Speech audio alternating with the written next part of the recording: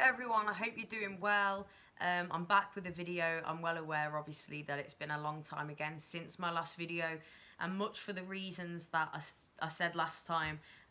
It's just been to do with making sure that I'm looking after myself, and I don't know, I just found doing anything to do with social media and being online and stuff like just really difficult. I've just been in my own little bubble, and yeah, I think that weirdly, the more that lockdown seems to be easing and everything's getting a bit more back to normal, which is obviously what the hell is normal now, the more sort of weirder I'm finding it, and the more I sort of started to retreat, if you like. But I'm back with a video, and I have, of course, been watching the Blue Boys, even though I've not been posting much on any of my socials and stuff like that. A few of you might have actually seen me on the fan wall thing when there's been games shown on Amazon or Sky or whatever. So I was asked to do like the Premier League fan wall, and they just send you a little link for the game, and obviously like you're being recorded, and then when we score or whatever, like they'll at some point flash up like everyone's reactions to the game. And that's been a really surreal thing, but it was nice to be on that for a win the other day when we beat Sheffield at Bramall Lane, Sheffield United. I've had to sit through some pretty miserable ones though. I think the last video I did was after the Norwich game. We'd obviously gone to Norwich and got the 1-0 win, and since then form had just totally dropped off, performance had dropped off.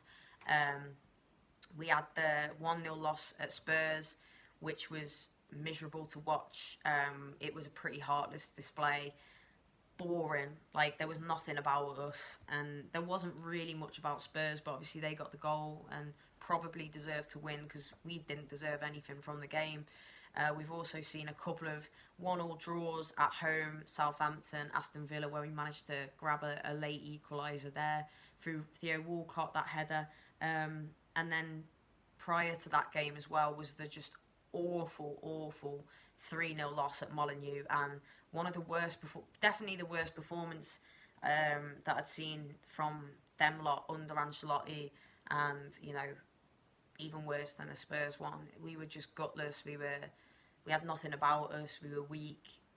So much so that Seamus Coleman after the game did that interview, didn't he, where he kind of called everybody out. And we've heard stuff from him before where he's saying about things not being good enough when obviously they haven't been, etc. But it did feel different. Like it was a real calling out, a real sort of telling off and highlighting. You know, he said we all have off games, don't we? You can misplace a pass and not have the best game or get the right result, but there is no excuse for when it appears that there's just a lack of effort there, and a lack of care. And yeah, you know, how can you not perceive it as that when you watch the performances that we have done? So, you know, since that game we had the 1-1 draw with Villa, and it was a bit of an improved performance.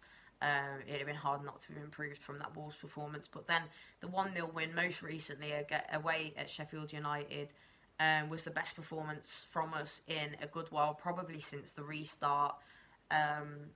It looked organised. We looked more like a team, a team. You know, everyone knew their role and kind of stuck to it. We didn't really look like they were, you know, we were going to concede a goal. We didn't allow them to create much defensively. We were assured, we were sound. Everybody knew what was what. Pickford didn't have to do anything.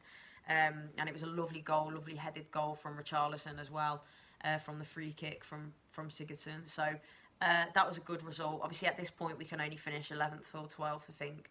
But it's the last home game of the season tomorrow, last game of the season tomorrow. A season that I'll be very, very happy to see the back end of, I can't lie.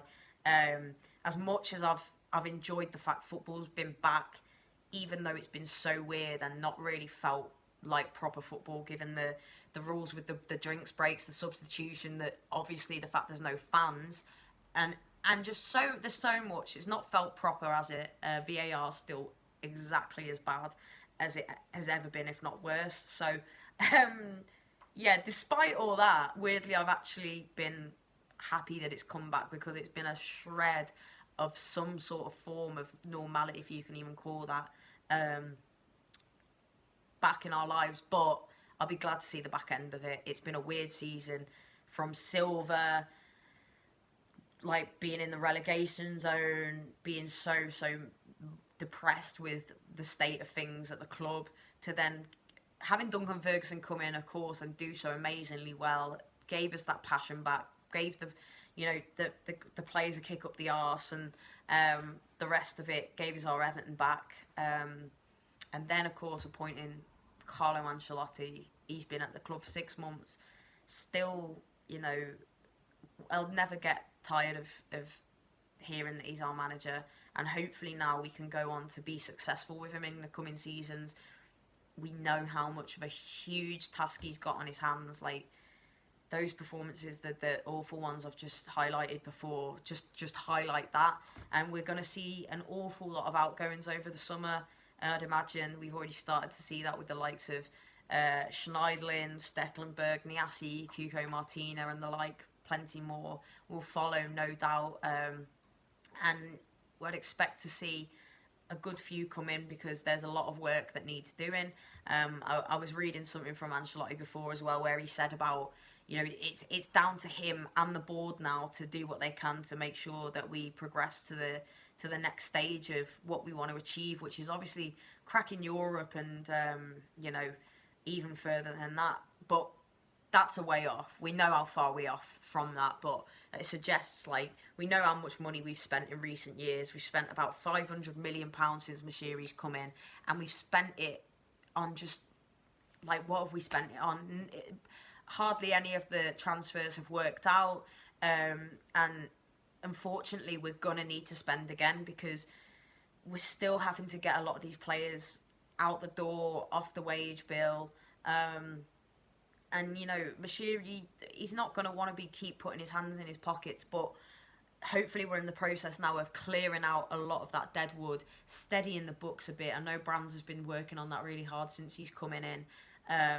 But we are going to need to spend. There's no two ways about it. I know financial fair play and all that. We need to spend money because the squad needs so much work.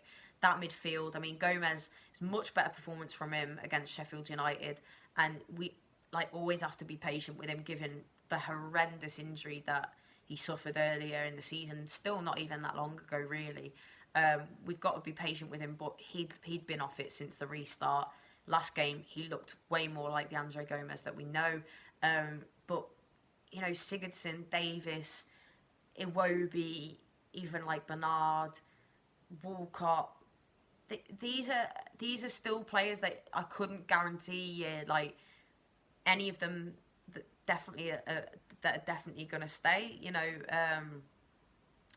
There's so much work that needs to be done. I think you can nail on that Richarlison, Calvert-Lewin, Holgate, are going to be there. Luca Dean, he's had a decent season. He's been one of our highlights, no doubt. But I look at most of the other positions and go,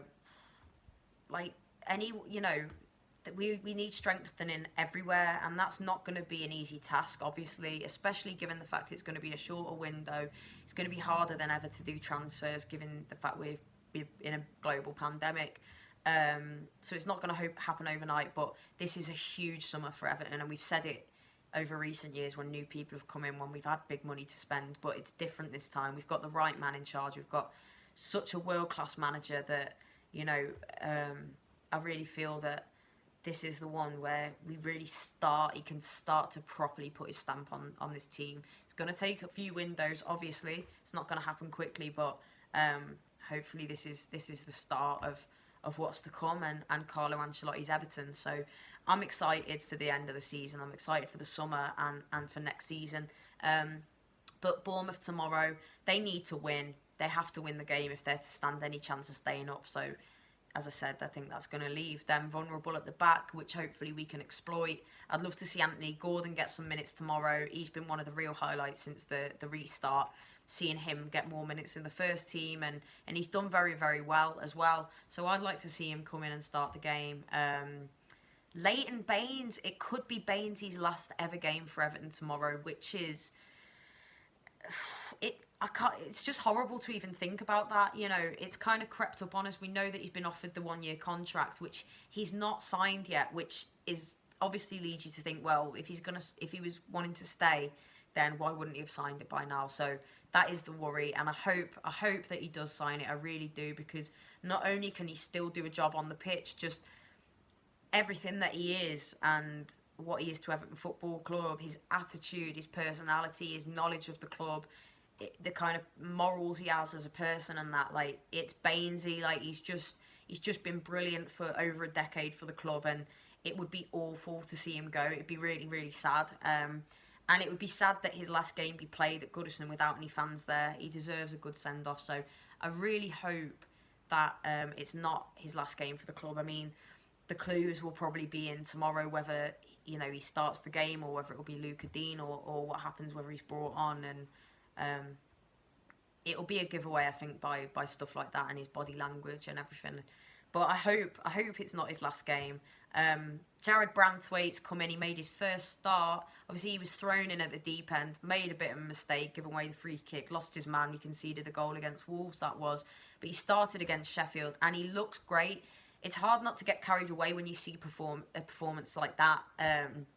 He looks confident. His passing is exquisite. He's very vocal. He's very confident. Strong. He looks like he could be the real deal, and he's just 18 years of age. So, you know, I'd expect to see him playing tomorrow as well. Holgate's not available to play. He's, of course, injured. He got a shin injury. He'd come back in and got taken off 15 minutes since the game against Villa. So we won't be seeing any more of him. So it'll probably be Michael Keane and Jared Branthwaite. Keane has been like a different player since the restart as well, which is great to see. And defensively, well, not in all the games, obviously, but as a whole under Ancelotti, defensively, we've looked a lot better. So, yeah, let's try and keep another clean sheet tomorrow and go out with the win. And, yeah, it'd be great to see Anthony Gordon get a goal for the Blues. It'd be great to see Leighton Baines, but hopefully it won't be his last game. Richarlison's been at the club 2 years, I think it was yesterday. And what a player he's become. I was delighted when we signed him. I know a lot of people spoke about the price tag and that, but I was a massive, massive fan of his at Watford, and I was delighted when we signed him, and he's just improved so much as a player. He's great coming in off the left, but we've seen him score, you know, goal after goal after goal this season as an out-and-out striker as well. He's played more as that role since Ancelotti's come in. Calvert-Lewin and him are battling it out for the golden boot for Everton, so I think, are they both on 15? They're very close, if not the same. So it'll be interesting to see which one finishes on top. I'd like to see Calvert-Lewin score as well. He's obviously not scored since the restart, and he's not been quite up to it. But to be fair to him, he's not had, like, the midfield's been woeful most of the time. It improved in the last game, but, you know, he's not had the best service. But there's been a few chances that he's not put away that you fancy that he would have done before the break. So it'd be good to see him get a goal just to finish his season with a bit of confidence as well. But yeah, we'll see what happens tomorrow. Glad to see the end of the season, as I said. I'm going to keep content coming over, like, the break. I think the season's back in September. The women's season is also due to start back in September.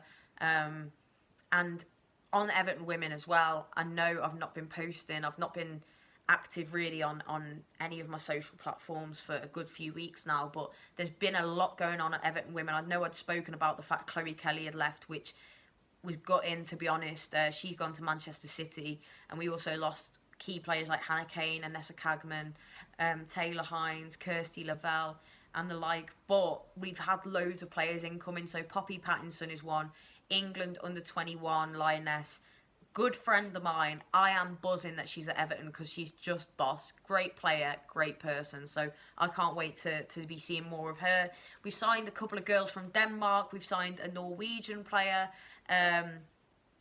Yeah, there's been about 4 or 5 new incomings, but because I've been so out of the loop, I've not been posting. So I'm going to have more on Everton Women as well, because they're back in training now as well at Finch Farm, which is so great to see. So I'm going to be posting more in-depth stuff on the Everton Women going forward. But just as a little update, yeah, do go and check out the new girls that have come in. An exciting centre forward in Sorensen as well, who I'm particularly excited to see. We've also got Hayley Rasso, who we signed last season, but through injury unfortunately, and then obviously the pandemic and everything, we hadn't seen her play for Everton yet. But she is a really, really exciting one. So that feels like a new signing as well. And she did a really good Q&A thing with Tim Cahill the other day. They're both obviously Australian and good friends as well. So do check that out, and go on to Everton Women's Twitter or on the Everton website and check out a bit about our new girls and stuff like that. Really good news involving Everton women as well. So one of the things I was most gutted about when our season was cut short was the fact that we were due to play an FA Cup quarter-final against Chelsea. Now, that obviously, we didn't know what was going to happen with that. The women's season was ended early. We finished in sixth place, determined on a expected points per game basis. I think we'd have got fourth had the season played out, but it wasn't to be. However, sixth, strong finish, decent position, great season in the scheme of things. But the great news is the FA Cup quarter-final against Chelsea will still be played. So that has been scheduled for the weekend, I think, between the 26th and 27th of September. So I'm made up because the girls are having a great cup run and 2 more wins, and it's Wembley and a cup final, and, you know, potential silverware for the club, which would just be fantastic, and no less than they deserve for how they've turned things around over this past 12 months or so, and the work that Willie Kirk and Chris Roberts and the rest of the staff and players have done. So I'm so thrilled about that because they deserve it, and hopefully we can beat Chelsea. That will be tough. They are a top side. They of course were crowned champions for this season in the WSL, but I'm elated that that's going ahead. So yeah, again, the gist of it is, apologies that I've been out of the loop. There's so much going on. Oh, I've not even spoken about the new kit. Just quickly, I'm actually a massive fan of the new home kit. I think like people are having problems with like the badges coming off and stuff like that. But in terms of what we're going to be seeing our boys in next season, I think that Hummel stuff looks smart. But yeah, there's loads. There's loads I've not even gone into because it's been like a month. But for now, I'll leave it there. I'll have something for after the game tomorrow. A little review of what I think of the match and the rest of it. And then, yeah, I'll keep on top of the content. Well, certainly much better than one a month anyway. And, yeah, let's hope we can look forward to some exciting news over the coming weeks, and some new signings at Everton, and we can all get excited for what's to come for next season. But, yeah, in the meantime, look after yourselves. I know it's a really tough time. I just feel like a little alien in the world at the moment. So football, it's nice to have something to concentrate on because the rest of it's just gone mad, and even the football's a bit mad, but hey. Anyway, take it easy, guys. All the best. Let's hope we go out tomorrow with a win at Goodison, and I'll speak to you soon.